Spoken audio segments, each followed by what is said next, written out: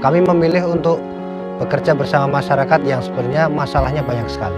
Kami mencoba berbagai alternatif supaya masyarakat bisa berpartisipasi, terlibat di dalam proses perencanaan hingga proses pembangunan kampungnya kembali.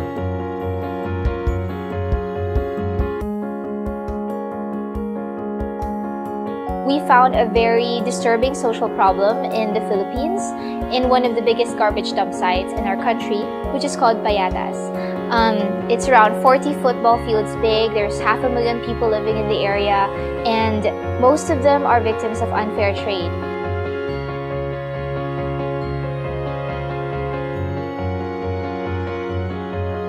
We have seen a problem which is identity issue.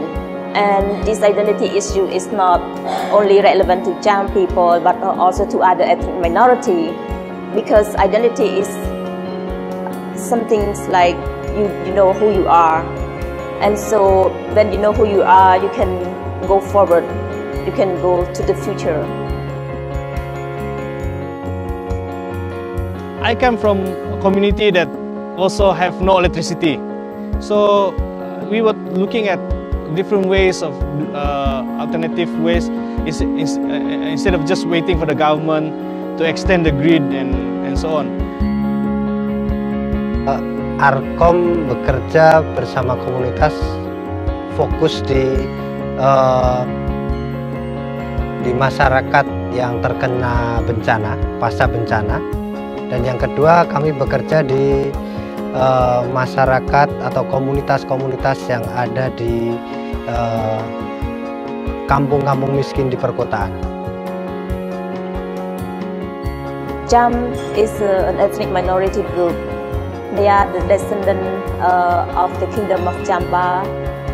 However, this community or the Cham people, they what we call they are still considered as marginalized group. So a lot of story that struck me. First, I felt very hard in order to make sense of their past because I was born after the Khmer Rouge time. And we have trained around 800 artisans. So before, they used to earn around 20 cents a day for a whole day's work, but now they can earn as much as minimum wage, especially for those who are working for full time. Very funny, or it's an irony to say that some Malaysians have so much and some have none at all. For example, a typical Malaysian household uses about 5 kilowatts. But for this system in Tanjung Rambai that we installed, it supplies to 18 households of orang asli in Tanjung Rambai.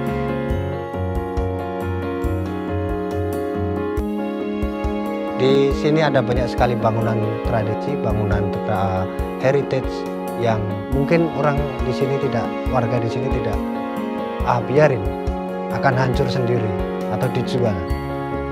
Sayang sekali, anak cucu kita nanti kehilangan cerita. One of the biggest things that we can explore is to think of how in AirAsia Foundation's supply chain or value chain, how social enterprises can answer to a particular need. Because one of the things that we really are trying to do is to engage the market. And it is really through selling the products that we can be more sustainable. We are hoping that AirAsia Foundation will support us in terms of getting a revolving fund so that the community can do a hire purchase system just for the turbine.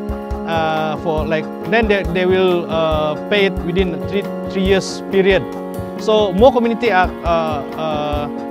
able to get this system instead of just waiting for a grant to be given to them.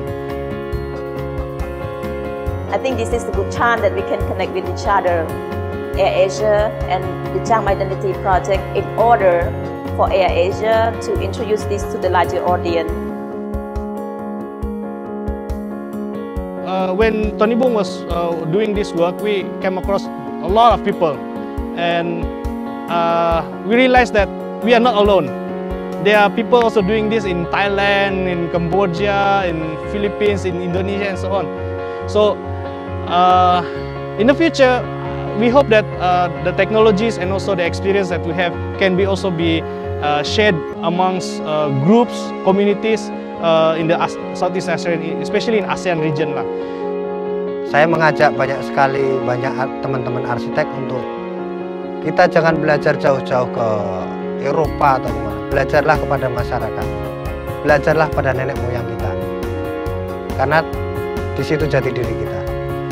Dan ini penting sekali untuk masa depan arsitektur Indonesia.